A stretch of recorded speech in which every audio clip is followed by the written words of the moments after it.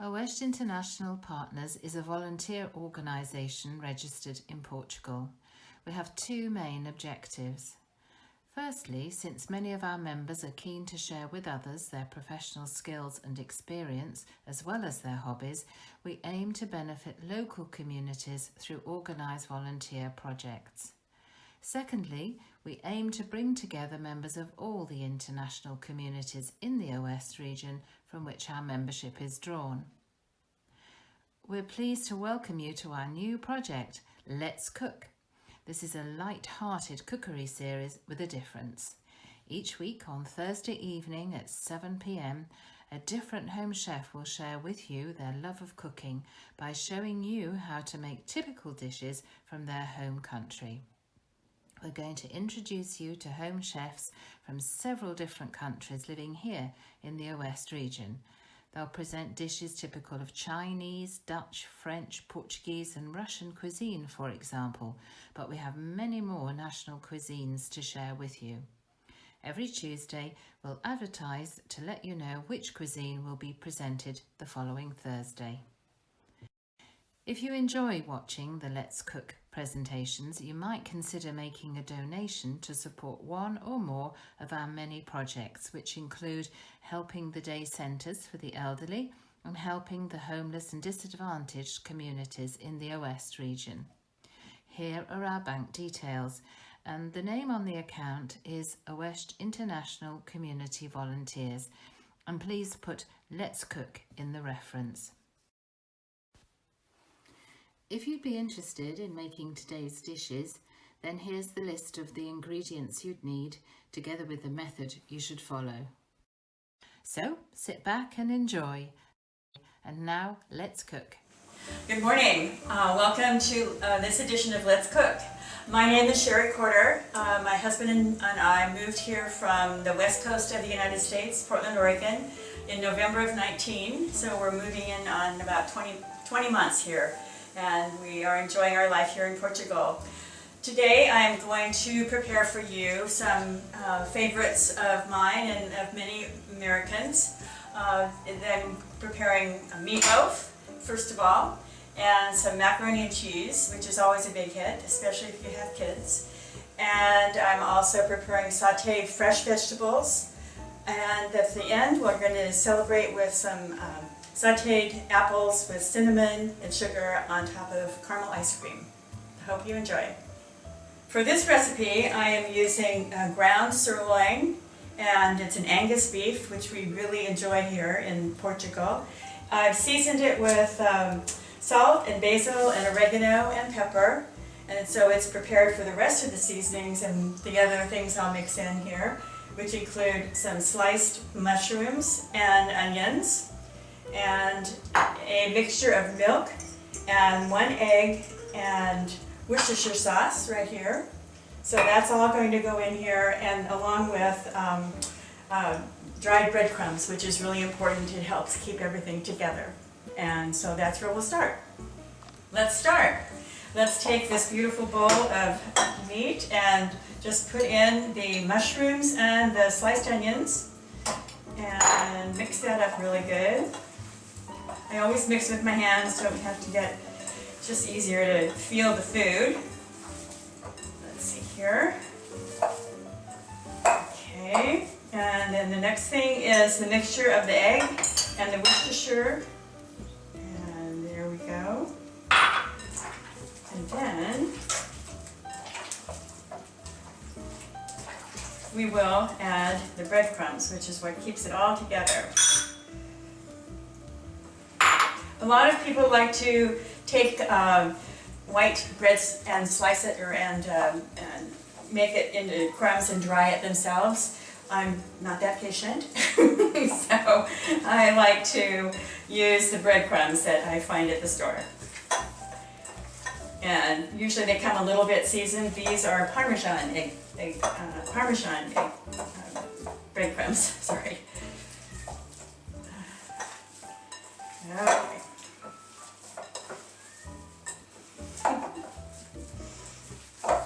Okay, we're almost there. And I think that this size meatloaf would actually probably depending upon how ravenous your family gets, probably feed maybe 6, a little bit more than the 4, because it's pretty big here. Okay. Okay. Now we'll just put it right in here. And now when it's finished baking, I will put on a topper of, let me see, it's ketchup and brown sugar and a little more Worcestershire, and put it back in the oven at 400 degrees for just a couple of minutes and get it to set. So that'll be a nice finish. But here we go. Okay, that has gone into the oven at 170 degrees centigrade, and it should be in for about an hour. We'll check it for sure by then and make sure that everything is going well. Okay, so the meatloaf is in the oven, and we are going to start with the side dish for our dinner, and that is going to be the macaroni and cheese. So that's going in to get softened up, and while we're waiting for that, I am going to, I've melted some butter right here, and what I have here is flour, along with some seasonings that we've added, and I'm going to make a roux with that. So you just put that in, it's a little bit hot here, a little at a time, to give it a chance to thicken up. And then, so you can see it's just, looks like a little gravy right now. And now I get to put in about 3 cups of milk. And I think what we'll do is we'll mix it each time, just so it gets a chance to get warmed up and then doesn't become lumpy. Oh, that's perfect. Okay. So there's one. I don't know if I'll have to do a full 3 cups, but we'll see. So far, so good.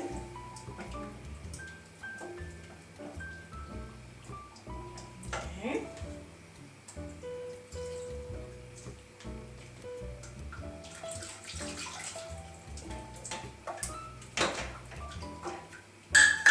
So we're halfway there on the milk, and we're doing okay with, let's do this one. Let's make sure these guys are doing okay here. Yep, staying good.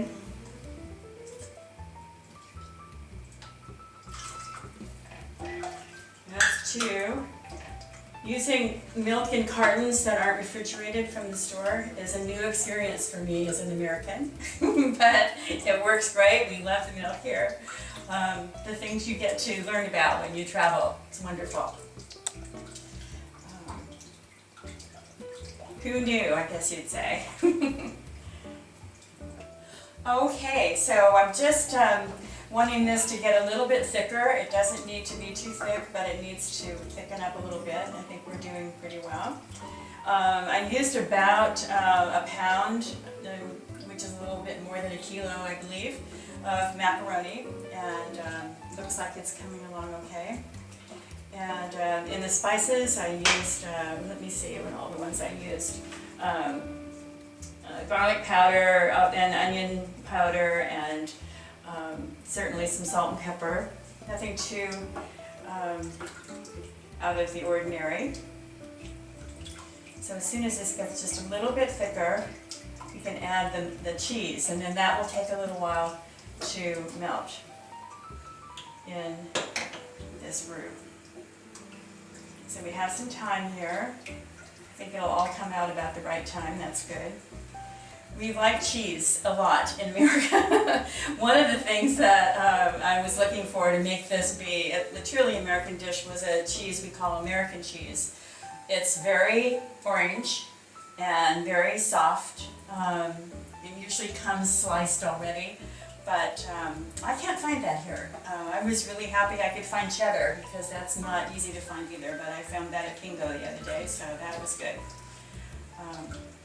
But, you know, when you're talking about cheese, there's a lot of good ones, so I'm learning about new ones too.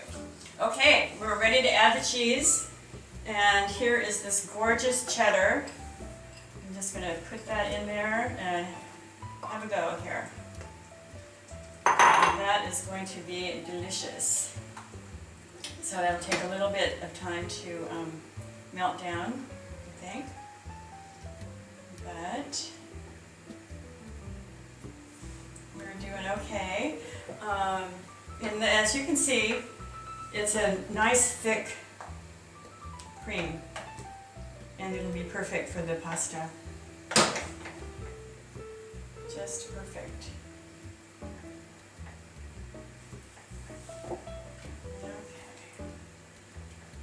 Cheddar isn't common here, so it'll be a different flavor. If you choose to do this, it should be a different taste for you to try. Oh, that's good. It's melting down just wonderfully. And I'm pretty sure these guys are getting there.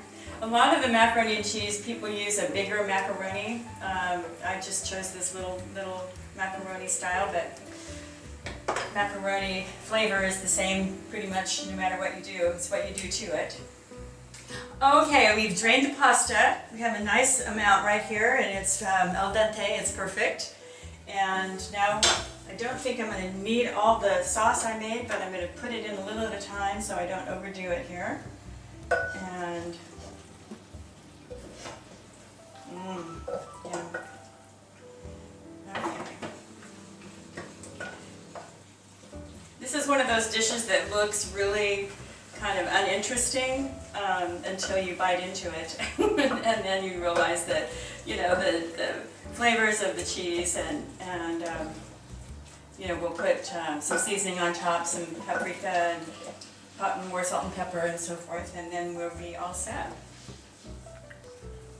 So this is what it looks like when it's done. Okay, now we're going to saute some zucchini and red pepper and some of these really special flat beans. The name just escapes me right now. But I've got some butter and some extra virgin olive oil all ready to go. So I'm just going to put this all in here and put that. I like my vegetables al dente, so it's not really going to take as much time as it might if you like yours really done. But so we just get them going here. I will add a little salt and pepper, and they're just, the vegetables here are so wonderful. We're just thrilled that we even have a garden. One of our neighbors has let us use quite a large piece of their farmland to grow vegetables, which we have been growing to donate to some less fortunate people through Silver Coast Volunteers. And so we're having a great time doing that. And the zucchini came from our garden, and the red pepper. So we're just having a great time with that. And I don't know, people, sometimes you see online, people say, I don't know, we were thinking about moving over, but wouldn't you be bored if you were tired? No, we're never bored. There are always things you can get yourself involved in, and cooking and discovering new ways to cook is one of them that has really intrigued me, so I'm very happy about that. So as a dessert for our meal, I'm just melting down some butter now, and we're going to do some sautéed cinnamon apples. And when they're all slightly browned and cinnamony and warm, we'll put them on top of caramel ice cream, and that will be the piece de resistance, as we say, at the very end of. There we go. So these don't really take much seasoning. We do have a cinnamon, I'm going to put cinnamon and sugar, brown sugar, and that will just do it for it, I'm sure. Okay. So, This will take a little bit of time, but it's worth it. My husband is an ice cream fanatic, and now since we're here together, constantly eating dinner together, I've become that myself. So I've discovered delicious caramel ice cream, and these are perfect for that. A little cinnamon sugar, yum. You're gonna love it.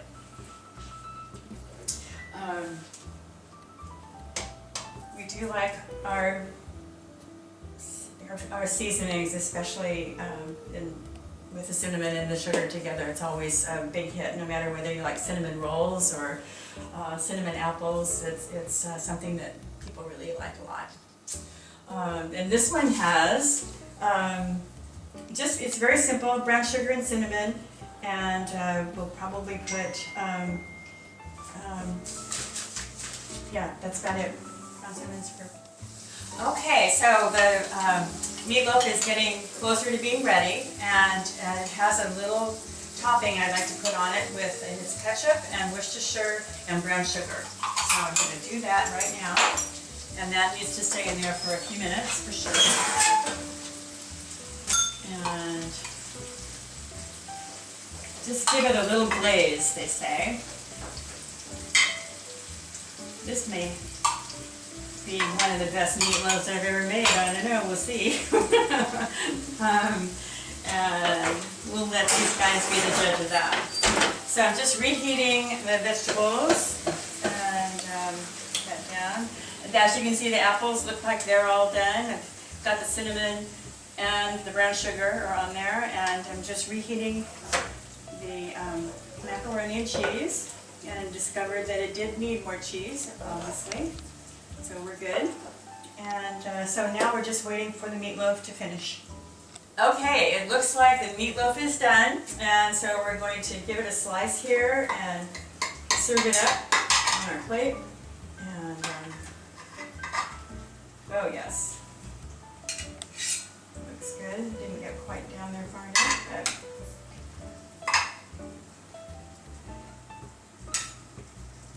at least it's done. And now we're going to serve up a little bit of the vegetables.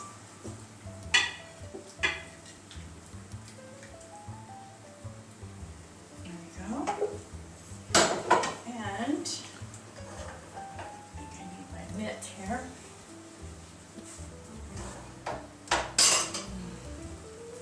And some mac and cheese.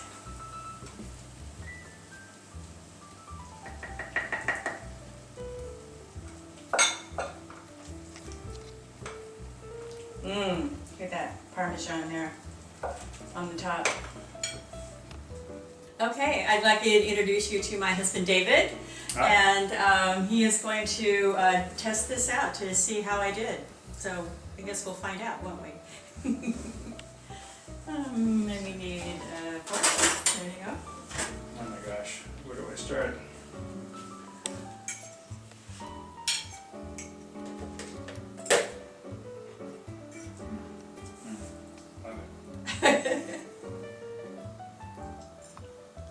They good? Meatloaf's wonderful. Oh, good? I pay him to say that. Mac and cheese. Yeah? Good. Everything's great. It's a big lunch. That's good. You won't get to have dinner. I don't know. That wraps up this edition of Let's Cook.